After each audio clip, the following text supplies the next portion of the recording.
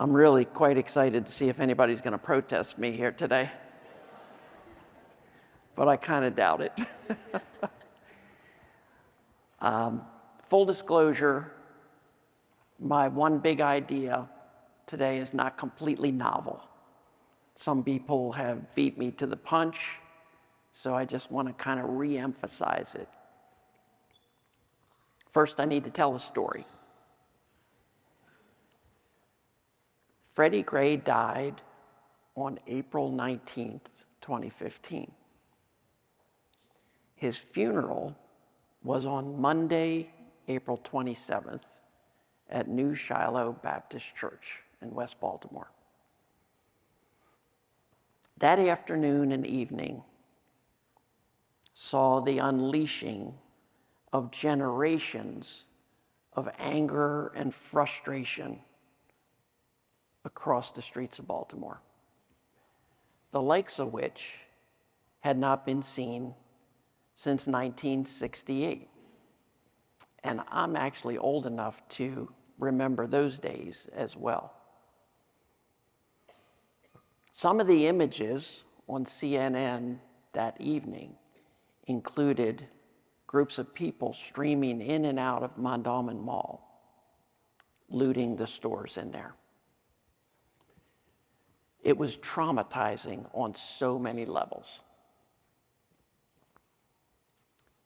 About a week and a half later, I had to go to the West Coast to work with some of our folks out there, and we were presenting on a potential project in Southern California. So we were practicing the day before, and I noticed that a voicemail popped up on my phone. So I stepped out of the room, I listened to the voicemail, and I was kind of surprised that it was from Calvin Butler. So I had only known Calvin for a few years at that point in time. We were friendly, but we weren't really close. We hadn't had a chance to really do anything. And so I called him back, and I said, "Hey, Calvin, it's Tim Regan. How you doing? What's going on?" And he said, "Oh, man, I'm sorry. I didn't realize you were traveling. I just wanted to talk to you about this." And I said, "I know. It's just absolutely paralyzing. The trauma is just unthinkable. I'm frozen. I just don't know exactly what to do." And then Calvin said, sorry, it's a little emotional. Then Calvin said words that changed my life. He said, "Hey, Tim, when you get back to town, can we get together?" And I said, "Yes, we can. I would like that." So we did get together, and we talked for weeks. And usually it was off hours, and we would often have a Saturday morning breakfast at the Ashland Cafe in Cockeysville. That's called a product placement. Is that what that is?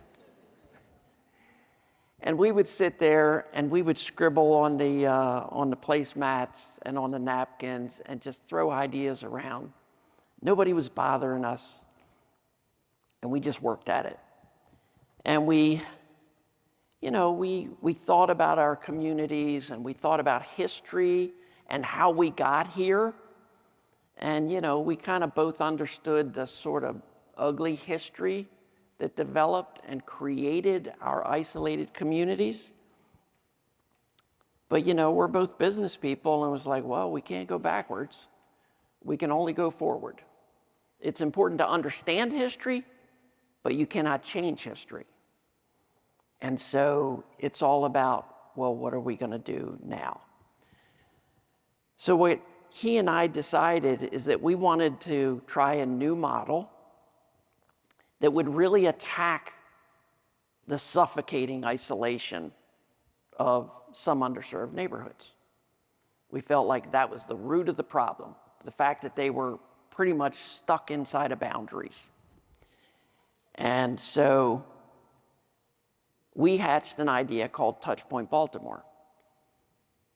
And Touchpoint, we thought, should stand on 4 basic legs. One of them is that it needed to be in the community for obvious reasons so people can get to you, right? But number 2, it needed to be with the community. And so we knew right from the start, if we didn't gain the trust of the community, we were going nowhere. And so back in those days, Jackie Caldwell was the president of the Greater Mondawmin Coordinating Council. And later she termed out of that, and Adeline Hutchinson became president. And Adeline is still here today, and she's in the crowd. Can we hear it for Adeline?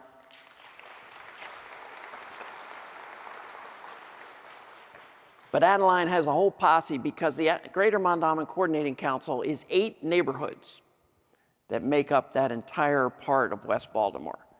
And so you have people like Pastor Frank Lance and Mr. Brooks and Sheena Ham, and Jackie is still one of the neighborhood presidents, and Donna Cypress, and even a couple that have passed sadly in between, and that's Miss Cooper and Mr. Freeman. So we got to know all of those community leaders. We walked most of those communities, most of those streets. So with the community. So in the community, with the community. The third leg is nonprofit partners. So we asked Sarah Heminger of Thread, and I think, yeah, let's hear it for Thread right here. There we go. I see Allison, I don't see Sarah. She's here somewhere.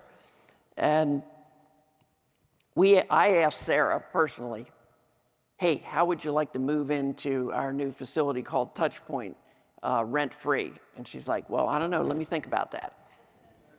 So she decided to move Thread in there with us. And I said, who will you bring with you to complement your mission? And she said, well, I want Baltimore Core. I want Fagan Harris and Baltimore Core. So they moved in and they became our full-time resident nonprofits.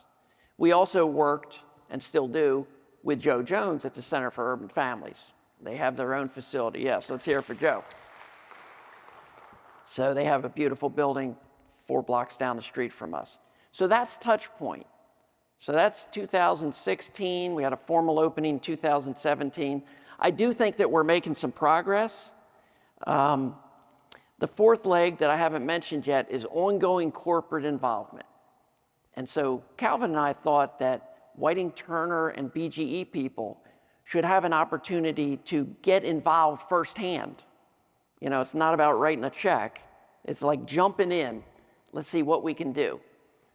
And I'm proud to say, since we founded Touchpoint, over 100 people from Whiting Turner and BGE have been actively involved in creating programming and executing programming at Touchpoint. And that includes we have a program called Skills for Success that we have many cohorts of. And we work with all the schools. Of course, we're very close with Frederick Douglass and the sports teams there and various elementary schools around there. And so we're making progress. It's modest, but I do feel like there's a lot of social capital being mixed in the community that's helping out.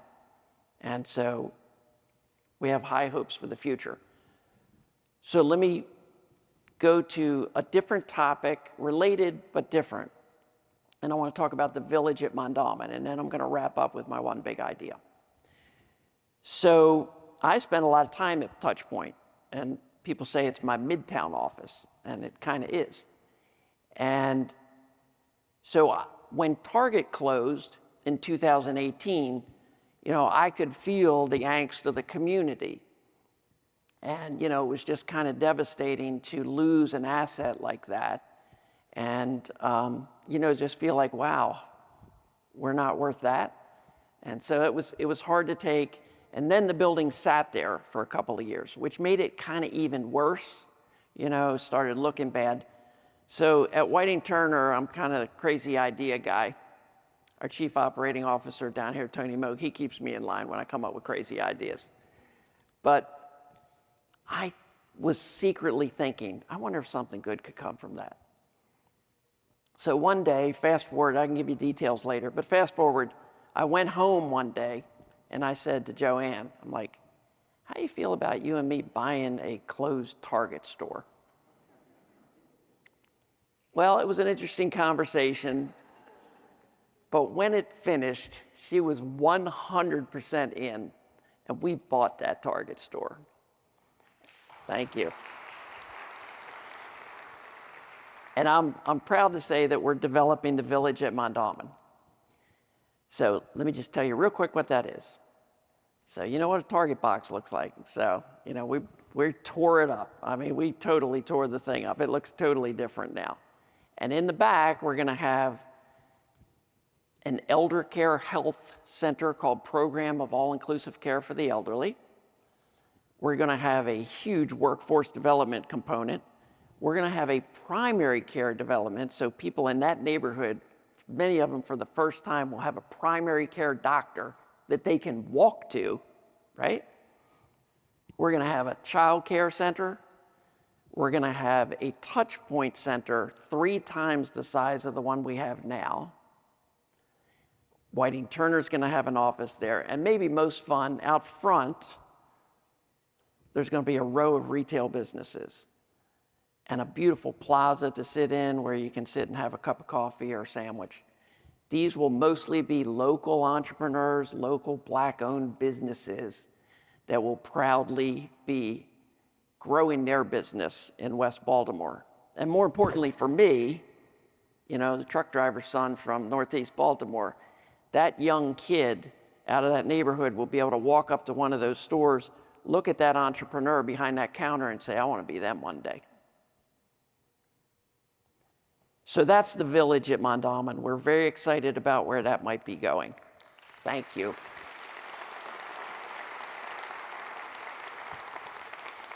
So I'll close with my one big idea, which is probably obvious by now. But my one big idea is that I believe that business can and should be a crucial part of lifting up our underserved communities.